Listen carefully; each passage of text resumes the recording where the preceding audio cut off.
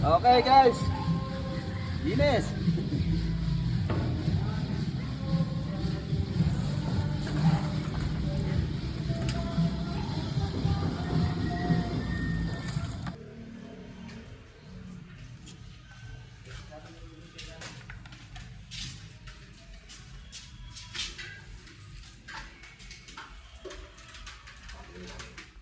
Okay guys, ito yung ating system.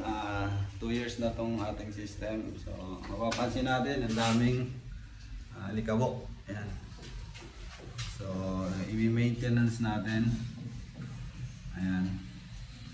So, syempre dapat kailangan i-maintenance. Ang daming alikabok.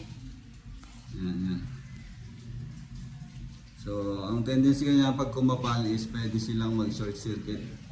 So, kaya kailangan ding linisin yung maintenance. Then,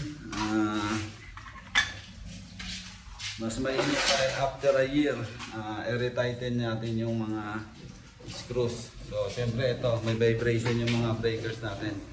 Normally pagbago. So, dapat retighten natin to lahat. So, para maging maganda ulit yung ating system. So yun, kailangan retighten dahil nga may vibration ng ating mga breakers. So tendency lumuluwag yung mga wires. So kahit na hindi natin ginagalaw. Yun guys, isang tip ulit sa ating mga ka-solar. So yun, need natin mag-retighten after a year para ma-secure natin na safe yung ating system. Okay guys, thank you. So ayan, malinis na yung ating system.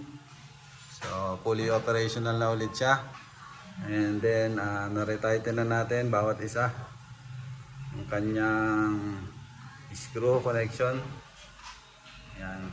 Yun yung mga benefits ng retighten. So magiging kampante na tayo sa ating setup. So normally ginagawa yung retightening is 1 year. Since bago yung ating mga breaker, lumuluwag siya dahil sa vibration. Pero pag tumagal na, actually wala na. Okay na siya, good na yan. So yan guys, isang advice ulit. Hopefully may natutunan ulit tayo sa ating mga installations.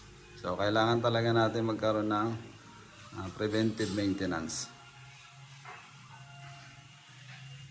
Okay guys, thank you.